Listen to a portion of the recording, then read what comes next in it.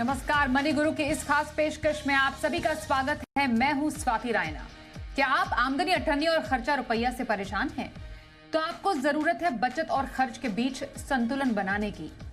World savings day के अवसर पर हम आपको बताएंगे पैसे बचाने के स्मार्ट तरीके, हर महीने कितनी बचत करना है जरूरी और बचत को कहां-कहां निवेश करके आप कमा सकते हैं अच्छा रिटर्न। इसी पर करेंगे खास चर्चा। हमारे साथ है Kshitij Mahajan, CEO Complete Circle Wealth, और Shweta Rajani, head mutual fund Anand Rathi Wealth. Kshitij और श्वेता दोनों का बहुत स्वागत करते हैं मनी गुरु के आज के इस खास कार्यक्रम में। हम ट्रेडिशनली सेविंग कंट्री मानी जाती है, मतलब भारतीयों को बचत करना बेहद पसंद है, लेकिन शायद धीरे धीरे ट्रेंड बदल रहा है। लोग खर्च करना भी ज्यादा पसंद कर रहे हैं। हाल ही में एक रिपोर्ट आई थी आरबीआई की जिसमें ये कुछ दिलचस्प आंकड़े देखने को मिले थे। लेकिन बचत बहुत ही महत्वपूर्ण पहलू होता है किसी के भी फाइनेंशियल जर्नी का, लेकिन इसको समझना बेहद जरूरी है काफी बेसिक लेवल से। क्षितिज, मैं अगर आपसे समझना चाहूं, बचत किसे कहते हैं और बचत जरूरी क्यों है? धन्यवाद स्वाति। एंड ये बहुत ही महत्वपूर्ण डे है आज, जो एक पूरा वर्ल्ड जो है वो स्पेंड की तरफ जा रहा है, but at the same time बचत बहुत जरूरी है। आपने बहुत सही टॉपिक आज चुना है। आई थिंक बचत एक अगर उसे मैं सिंपल वर्ड में डिफाइन करूं, जो भी आप चीज सेव कर रहे हैं, जो भी चीज आप बचा रहे हैं अपनी अर्निंग में से, ताकि वो फ्यूचर के लिए आप उसे अच्छे से यूज कर सकें और बेटर प्रोस्पेक्ट्स में इन्वेस्ट करके उसमें बेटर रिटर्न बना सकें, उसको सेविंग मैं बोलूंगा, एक सही तरीके की सेविंग बोलूंगा।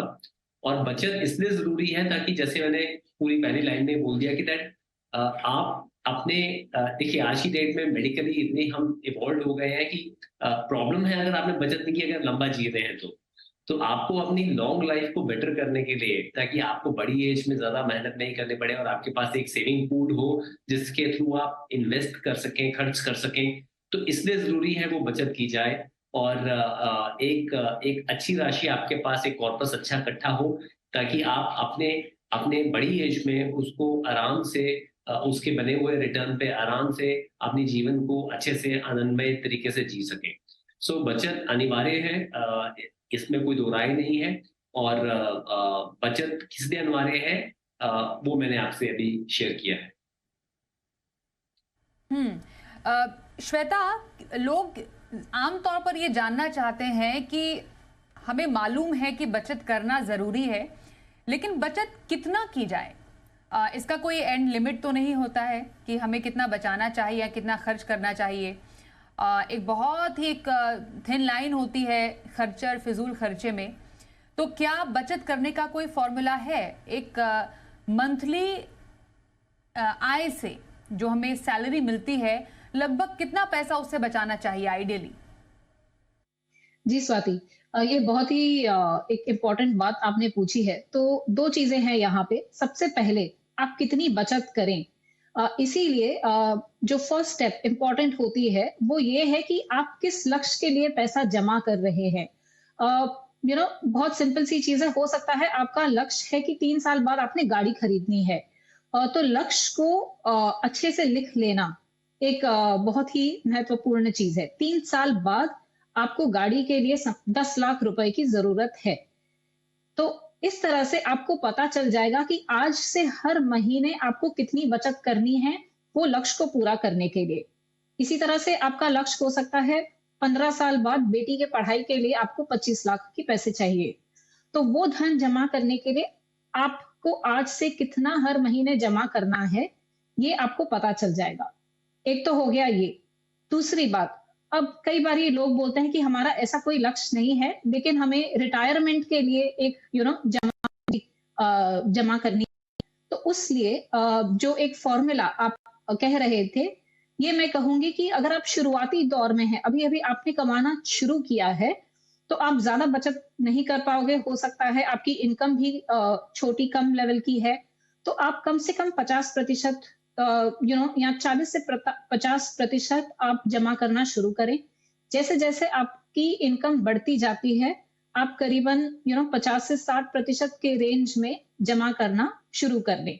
तो ये एक ऊपरी फॉर्मूला होगा लेकिन सही तरीका होगा आप लक्ष्य अपने जोड़ लें, कितना धनराशि आपको किस समय पे किस लक्ष्य के लिए चाहिए, वो जान ले और उसके बाद अपनी हर महीने की कमाई में से आप एक-एक सेविंग्स करना शुरुआत कर लें। तो जैसा श्वेता ने बताया कि बचत के लिए लक्ष्य होना बेहद ज़रूरी है। वो आपका शॉर्ट टर्म लक्ष्य भी हो सकता है कि आपको गाड़ी खरीदनी है या 2 महीने के बाद एक अच्छे वेकेशन करनी है, या लंबी अवधि का लक्ष्य है कि रिटायरमेंट के लिए पैसे इकट्ठे करने हैं या बेटी की पढ़ाई के लिए पैसे इकट्ठे करने हैं। लेकिन क्षितिज, एक बात मुझे बताइए, जो एक एस्पेक्ट होता है किसी के फाइनेंशियल प्लानिंग का कि हमें कितना बचत करना है या उसमें कितना खर्च करना है या कितने पैसे डालने हैं हमें निवेश में, बचत जो सेविंग्स हो गई और इन्वेस्टमेंट, इन दोनों में फर्क क्या है, ये समझना बेहद जरूरी है, क्योंकि यही निर्णायक साबित होता है किसी की फाइनेंशियल प्लानिंग जर्नी का। हम कह रहे हैं कि पैसे बचाओ और फिर हम कह रहे हैं कि पैसे निवेश करो। ये दोनों जो एस्पेक्ट्स है किसी के फाइनेंशियल जर्नी के, ये कब डिफाइन होते हैं? स्वाति, जैसे ही हम पहले डिफाइन कर लेते हैं कि कितना हम सेव कर सकते हैं, पहले तो मैं सबसे पहले ये रिक्वेस्ट करूंगा कि आप जो आपके बैंक में मंथ एंड पर रह जाए वो सेविंग नहीं है, आपको सेविंग पहले डिफाइन करनी पड़ेगी। ऑन एन एवरेज जो जितने भी हम यंग इंडिया की बात करते हैं, क्योंकि यंग इंडिया है, पॉपुलेशन बहुत यंग है, नई जॉब स्टार्ट कर रहे हैं, स्टार्टअप में है, तो आप कोशिश कर रहे हैं 15 to 20% रियलिस्टिकली जो आप कम से कम इनिशियली सेव करें, और वो सेविंग आपकी फर्स्ट डे सैलरी आ रही है उसके अगले दिन ही हो जानी चाहिए। अब वो सेविंग एक बार आपकी हो गई है, अब उस सेविंग से आप क्या करना चाहते हैं? मान लीजिए किसी की आय 50,000 है, उसने 20% के हिसाब से 10,000 रुपए सेव कर लिए हैं। अब उसका अब उस 10,000 रुपीज का क्या करना चाहिए, वो डिफाइन करेगा आपका गोल, कि मेरा गोल क्या है। किसी ने अपना गोल डिफाइन किया कि मुझे लॉन्ग टर्म इन्वेस्टमेंट्स करनी है, और गोल और टाइम होराइजन, मैंने लॉन्ग टर्म इन्वेस्टमेंट्स करनी है और मेरा रिस्क एपेटाइट है जहां पे मैं इक्विटी में एक्सपोजर ले सकता हूँ, मैं यंग हूँ और मेरे को अगले 20-30 साल के लिए करनी है, उनके लिए इन्वेस्टमेंट पोर्टफोलियो का अमाउंट होगा। तो सेविंग से ट्रांजिशन हो गया इन्वेस्टमेंट में। अब वो इन्वेस्टमेंट पोर्टफोलियो, क्योंकि आपका गोल डिफाइन हो गया, तो आपने डिसाइड किया, बिकॉज लॉन्ग टर्म गोल है, आपने सारा पैसा ज्यादातर इक्विटी में सिप के थ्रू डालना शुरू कर दिया। अब किसी ने बोला मेरा शॉर्ट टर्म गोल है और मैं रिस्क नहीं लेना चाहता हूँ और मेरे को 3 साल के बाद कुछ, ये 5 साल के बाद कुछ पैसे चाहिए, या कोई कह रहा है मेरा लॉन्ग टर्म गोल भी है पर मेरा रिस्क एपेटाइट कम है, तो फिर उनका जो इन्वेस्टमेंट डिफाइन हो गया कि हाँ, उनको इक्विटी का 30-40% एक्सपोजर देना है, 50-60% एक्सपोजर उनको फिक्स इनकम फंड्स का देना है, क्योंकि उनका रिस्क एपेटाइट कम है। इक्विटी का एक्सपोजर भी जो देना है वो बैलेंस फंड या एडवांटेज फंड्स के थ्रू देना है या फिर लार्ज कैप फंड्स के थ्रू देना है। तो depending on risk appetite, goal, time horizon, आपका जो सेविंग का ट्रांजिशन है वो आपका जो ट्रांजिशन इन्वेस्टमेंट में चला जाता है। और वो इन्वेस्टमेंट जो है, जो आपने सेव किया, अगर आप सेव पैसे को सिर्फ सेविंग बैंक अकाउंट में रखेंगे तो 3 से 4% ही देगा। अगर आप बहुत ज्यादा अपना रिस्क, बिल्कुल भी रिस्क नहीं लेना चाहते और 100% डेट भी चाहते हैं, स्टिल आज गवर्नमेंट ऑफ इंडिया के बॉन्ड में भी डाल देंगे आप, तो भी आपको 7% 10 का रिटर्न मिल जाएगा। या आप उसमें से कुछ गोल्ड फंड में डाल देंगे तो गोल्ड बॉन्ड भी ऑन एन एवरेज गोल्ड ने प्रीवियस हिस्ट्री उठा के देखेंगे 8 से 9% रिटर्न दिए, तो वो भी आपको मिलेगा। सो डिपेंडिंग ऑन किसी का कितना रिस्क एपेटाइट है, 1, नंबर 2 किसी का गोल प्लान क्या है, 3 उनका होराइजन क्या है उस गोल का, आप उसको ट्रांजिशन करते हैं फ्रॉम सेविंग्स टू इन्वेस्टमेंट। तो ये ऐसे आप अपनी सेविंग्स को आगे गेयर करते हैं। बिल्कुल। तो सेविंग से जो इन्वेस्टमेंट का जो सफर है उसको कैसे स्ट्रीमलाइन करना है, ये क्षितिज ने बताया। मुझे श्वेता आप ये बताइए कि महीने का बजट बनाना कितना जरूरी है? क्या वाकई ये हेल्प करता है किसी को अपने कैश फ्लो को मैनेज करने में? बिकॉज कई बार ऐसा हो जाता है, जैसा मैंने शो की शुरुआत में बोला था कि आमदनी 98 और खर्चा रुपया, आपके खर्चे इतने ज्यादा है कि आपकी बचत ही नहीं हो पा रही है। तो वो कौन कौन सी वजह होती है जिसकी वजह से हमारे खर्चे बढ़ जाते हैं और बचत, जिसको सेविंग्स कहते हैं, वो घटती चली जाती है? और आइडियली होना क्या चाहिए इसका एक रेशियो? जी, बजट बहुत जरूरी होता है। जैसे आपने कहा, कई बारी खर्चे होते हैं और फिजूल खर्ची भी हो जाती है। तो अगर बजट है तो आप वो फिजूल खर्ची कम से कम करोगे। तो इसीलिए बजट बहुत जरूरी है। आप बजट में क्या जोड़ लें, आपके महीने के खाने पीने के खर्चे, आप कहीं रेस्टोरेंट चले जाते हैं तो आप उसे भी खर्च में जोड़ लें, आपके बिल्स आप जोड़ लें। ऐसे करके आपको पता चल जाएगा आपका 25% या 30% या 50% हो सकता है, ये ज़रूरी खर्चा है। ये आपने करना ही है हर महीने। तो आपको ये एक गाइडलाइन मिल गई कि इसके ऊपर जो भी है, समझ लीजिए आप शुरुआती दौर में 60% आपका महीने का जो भी कमाई है, वो आपका ज़रूरी खर्चा है, उसे आप अवॉइड नहीं कर सकते हैं। तो आपको पता है 40% आप सेव कर सकते हैं, वो आप जमा कर सकते हैं हर महीने। चलिए 40 ना करें, 30% करें, तो 10% का आपने एक बफर रखा है। दूसरा, जब हम बजट की बात करते हैं, एक और चीज़ आ जाती है कि आप इमरजेंसी फंड बना लें। कि इमरजेंसी फंड ऐसा हो गया कि जितना आपका 6 महीने का खर्चा है, वो आपने एक इमरजेंसी फंड में या एक लिक्विड फंड में एक अलग से बैंक अकाउंट में रख दिया कि अगर किसी महीने आपका वो खर्चा बढ़ जाता है, जो आपने सोचा था, हो सकता है कोई मेडिकल एक्सपेंसेस आ गए, कहीं सडन हॉलिडे प्लान हो गया, तो वो जो आपने इमरजेंसी फंड रखा है, आप उसमें से अपना ये एक्स्ट्रा खर्चा यूज कर सकते हैं और आपका जो बजट का रेशियो है, उसे आप ना छेड़ें। फिर आपकी जो इन्वेस्टमेंट्स है वो लगातार कंसिस्टेंटली कंटिन्यू होगी, जो आपको अपना लक्ष्य अचीव करने में हेल्प करेगी। तो बजटिंग, मैं कहूंगी, अगर लक्ष्य लिखना सही से पहला स्टेप होता है, तो बजट कर लेना आपका दूसरा महत्वपूर्ण स्टेप होता है। एब्सोल्युटली। और क्योंकि यहाँ पर एक एस्पेक्ट बहुत इंपॉर्टेंट हो जाता है जिसका जिक्र श्वेता ने किया और इसको समझना बेहद जरूरी है। जब हम यहाँ पर बात कर रहे होते हैं कि आपके खर्चे इतने ज्यादा बढ़ जाते हैं और खर्चों में कई बार क्षितिज वो कंपोनेंट होता है जो आपके फिक्स्ड जो देनदारी होती है महीने की, वो होती है। वेरिएबल खर्चों को तो मैनेज कर सकते हैं, लेकिन फिक्स्ड खर्चों को मैनेज करना कई बार बहुत मुश्किल हो जाता है, क्योंकि हम कई बार कर्ज इतना ज़्यादा ले लेते हैं कि हमारी EMIs हमारे जो टोटल इनकम है उसका लगभग 50% या कई बार उससे भी ऊपर चली जाती है। तो ये जो EMI का जो पोर्शन है, यूजुअली कहा जाता है कि 40% से ज़्यादा आप मत ही रखिए तो बेस्ट है।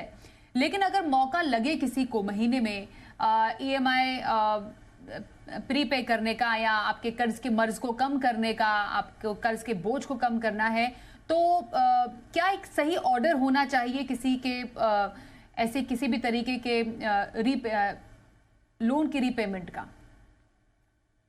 स्वाति, बहुत ही अच्छा प्रश्न है ये, क्योंकि काफी हद तक लोग नहीं जानते हैं कि दैट एक तो EMI प्री पे कर सकते हैं, साथ में ही वो अपना जो लोन है वो शिफ्ट भी कर सकते हैं। ये बहुत इंपॉर्टेंट है समझना कि दैट आप पैसे को एक तो ऑब्वियसली इन्वेस्ट करके कमा सकते हैं, दूसरा आप जितना भी एक्सपेंसेस अपने कम करें। पहली चीज तो आप कोशिश करें कि आपका जो EMI का जो बर्डन है वो 40% ऑफ योर टेक होम से ज्यादा नहीं कम वर्ड में, वो भी हायर साइड पे मैं बता रहा हूँ, कोशिश करें जितना आप उसे कम रख सकें। अगर वो हायर साइड पे हैवी है, 40% के आसपास है, देन कोशिश ये करें कि जब भी हो, जैसे होम लोन में कोई भी प्रीपेमेंट चार्जेस नहीं है, जब भी आप चाहे प्रीपे कर सकते हैं। मान लीजिए आपके पास कहीं से 20-25 हजार की कोई राशि आई है या 40-50 हजार की राशि कहीं से आई, आपका बोनस आया, इंसेंटिव आया, कोई LIC पुरानी मेच्योर हुई है, कुछ भी आया है ऐसा आपके पास, कोई गुल्लक आपने तोड़ी है, उसमें से कुछ पैसा इकट्ठा हुआ है, तो आप वो प्री पे कर दें जाके होम लोन। और मेरे हिसाब से काफी लोग उसमें बात करते हैं कि अपनी वो किश्त कम कराएं। आप किश्त मत कम कराएं, अपना टेनर पीछे से चाहे आपका कम हो जाए। दो तरह से कम होता है, एक तो या किश्त कम करा सकते हैं या टाइम होराइजन कम करा सकते हो। तो आप नंबर ऑफ जो मंथ्स आपने पे करना है वो कम कराएं, EMI कम मत कराएं, पर प्री पेमेंट करते रहे। सेकेंड, जब आप कहीं लोन चला रहे होते हैं, कोई रेट कट्स हो रहे होते हैं या RBI रेट बढ़ा रहा होता है, तो काफी ऐसे बैंक्स कुछ प्रोविजन या कुछ ऐसी स्कीम्स लेके आते हैं जो कम रेट में दे रहे होते हैं। क्योंकि आप एक अच्छे क्लाइंट हैं जिसका सिबिल अच्छा है, तो आपको अपने सिबिल पे भी काम करना जरूरी है। अगर आपका सिबिल अच्छा है तो आप, अगर लेट्स से आज आपका 9% कहीं होम लोन चल रहा है, तो काफी बैंक्स आज की डेट में, जो मैं अपने एक्सपीरियंस से बता रहा हूँ, 8.5% पे भी ऑफर कर रहे हैं। तो 0.5% ऑन रिड्यूसिंग बैलेंस ऑन, अगर आपका एक अच्छा चंक है लोन का, वो अपने में बड़ा अकाउंट होता है पूरा पीरियड ऑफ 8-10 ईयर्स टाइम। तो आप कोशिश करें जहां पे आप लोन को शिफ्ट भी कर सकते हैं, आप उसमें भी कोशिश करें कि आपका बेनिफिट मिले, जहां मिल रहा है आपको 0.5% का मिल रहा है। आपको कई बार लगता है क्या फर्क पड़ रहा है, हर छोटी छोटी एक्सपेंस का जो आप अपने अकाउंट में जिनको आप बोलते हो क्या फर्क पड़ रहा है, उससे एक बहुत बड़ा डेंट पड़ता ही है आपके एक्सपेंसेस के ऊपर। एवरी सिंगल एक्सपेंस अगर आप स्मार्टली मूव करें और अपने लोन्स को देखें, आप एग्जिस्टिंग बैंक में मेल डालें कि हाँ मेरे को ऐसी रेट ऑफ इंटरेस्ट मिल रहा है, तो काफी हद तक आपका एग्जिस्टिंग बैंक ही रेट एडजस्ट कर देता है, नहीं तो आप उसको भी रिड्यूस करा सकते हैं। तो स्मार्टली थोड़ा चलिए और अपने ओवरऑल एक्सपेंसेस को, मेरे हिसाब से सबको खर्चा करना अच्छा लगता है, पर आप अपनी पॉकेट देख के चलें प्लीज।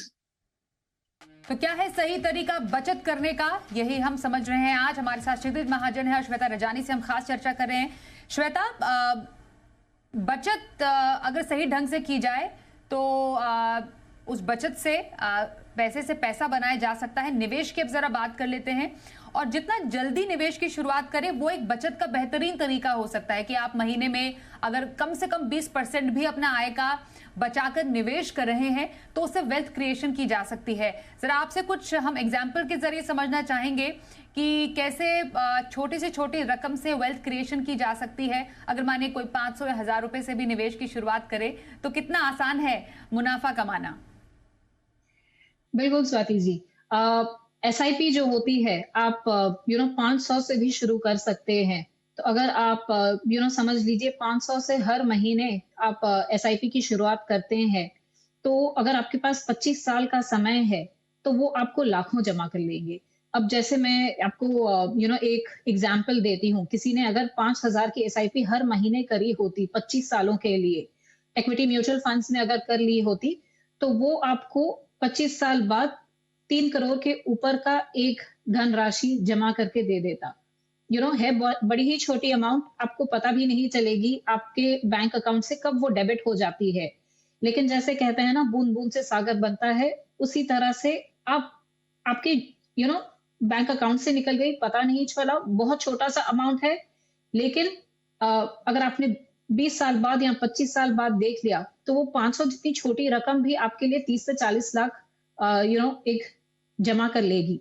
तो ये फायदा होता है, पहला लंबे समय के लिए निवेश करना, दूसरा हर महीने विदाउट फेल कंसिस्टेंटली एक भले ही छोटी अमाउंट हो उसे इक्विटी में या एक अच्छे निवेश अच्छी तरह से उसे निवेश करना। तो ये एक तो बहुत जरूरी है। दूसरी चीज मैं यहाँ कहूंगी, बहुत जरूरी हो जाता है कि आप कहाँ निवेश कर रहे हैं।